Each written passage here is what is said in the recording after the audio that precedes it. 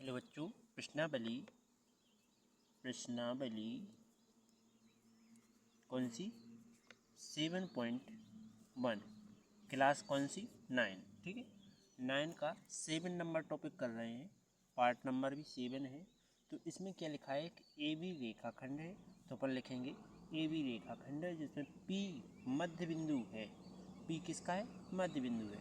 और डी और ई A B का एक ही रेखा पर स्थित है। ठीक, इस प्रकार की कोण जैसा दिया गया है और दर्शाना है कि दो सर्वांग सम हैं कि नहीं है। तो पहले मैं चित्र बना लेता हूँ आपके लिए।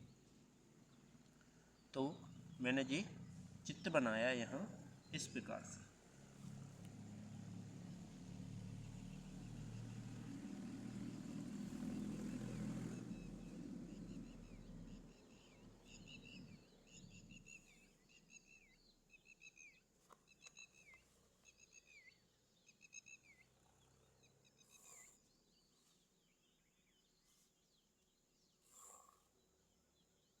ये बन गया चित्र। अब इस चित्र में देखो, ये कोण यहाँ जो बन रहा है ये क्या है? इक्वल है। तो यहाँ क्या है? ए बी एक रेखा है।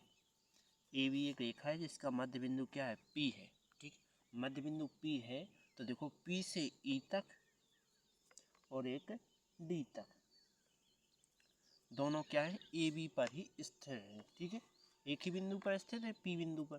ठीक, आगे लिखेंगे तब इसमें पहले इतना लाइन लिखें। अपन क्या लिखेंगे?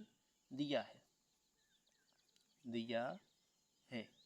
क्या क्या दिया है? हल कर रहे यहाँ से। क्या दिया है? देखो ध्यान से समझने का। दिया है कि रेखाखंड ए बी एक रेखाखंड है। ए बी एक रेखाखंड है। ठीक, ए बी एक रेखाखंड है। इसका मध्य बिंदु पी है। इसका मध्य बिंदु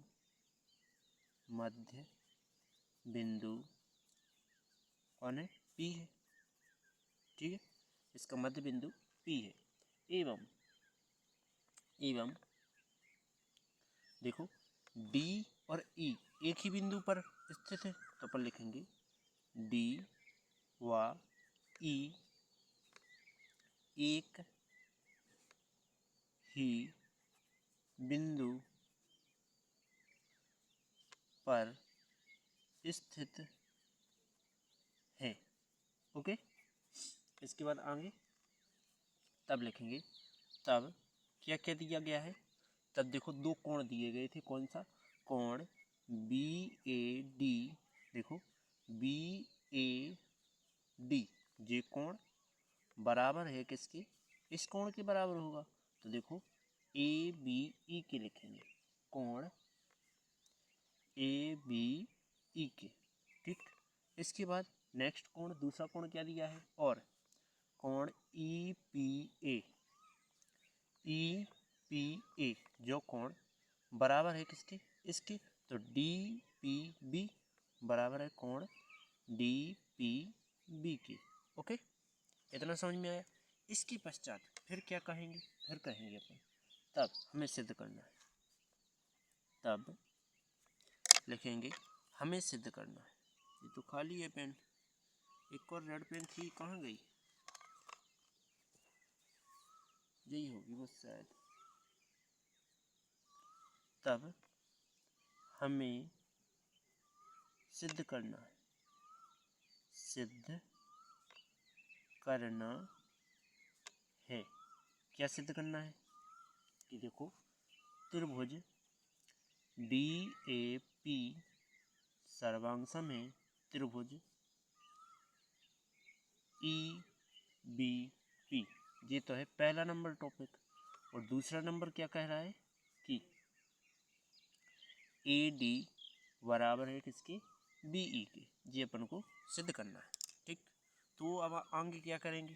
तो अब इसमें लिखेंगे अपन कि ध्यान से समझना। अब लिख रहा है उत्पत्ति।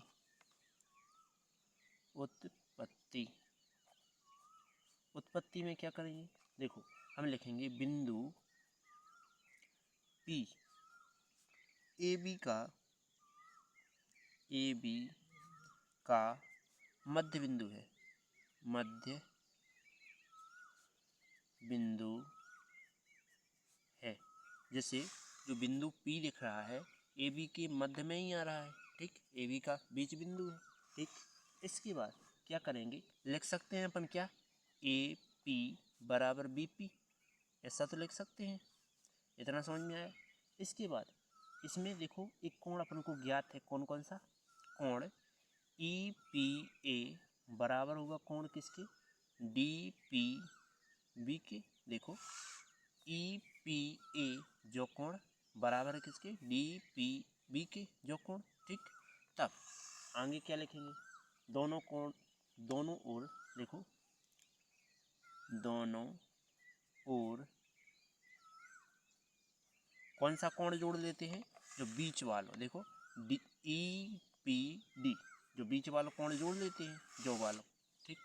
दोनों ओर जोड़ना पड़ेगा, ठीक। तो ई पी डी, कोण ई पी डी जोड़ने पर, जोड़ देंगे तो यहाँ क्या आएगा, देखो कोण ई पी ए प्लस कोण ई पी डी बराबर कोण क्या आएगा, डी पी बी प्लस कोण E P B, sorry D, ये दोनों कोण जोड़ गए। तो अब ये क्या बनेगा, देखो ई पी ए जो कोण और संगे जो कोण ई पी डी, ये दोनों कोण मिलकर क्या बन रहा है, ए पी डी बन रहा है। तो अपन लिख सकते हैं कोण ए पी डी बना बराबर, यहाँ कोण क्या बनेगा, देखो यहाँ से लेके इतना कोण, ये क्या बनेगा, कैसे जो कोण जोड़ोगा एक जो बनेगा, तो ई पी बी बनेगा। तो अपन लिखेंगे कोण ई पी बी बन गया जी, ठीक है। इसके पश्चात आगे क्या करेंगे, तब त्रिभुज कौन कौन में, डी ए पी तथा व त्रिभुज ई बी पी में सर्वांग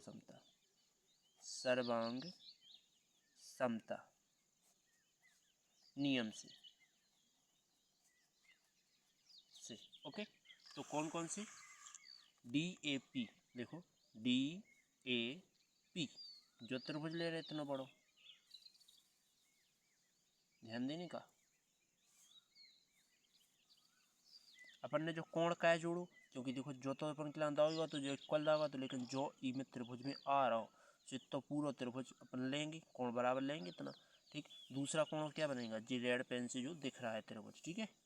तो अपन सर्वांग समता ज्ञात कर लेते हैं, लिखते हैं क्या, कि अपन को पता है कि ए पी बराबर है किसके, बी पी के, कहाँ है, ज्ञात है, सिद्ध किया हुआ है, ठीक, सिद्ध किया, कहाँ सिद्ध किया, सबसे ऊपर, यहाँ सिद्ध किया था अपन ने जी, ठीक।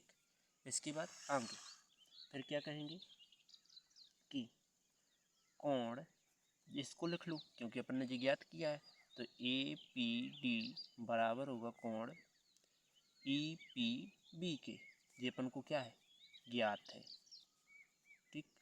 अगला कोण क्या लेते हैं कि देखो जे कोण और जे कोण क्या है, इक्वल है, तो डी ए पी क्या लिखेंगे, कोण डी ए पी बराबर होगा किसके, कोण ई पी बी के, ये कोण बराबर है, तो देखो ई बी पी के बराबर है, ई बी पी के बराबर है, ठीक है। तब क्या लिखेंगे, ई पी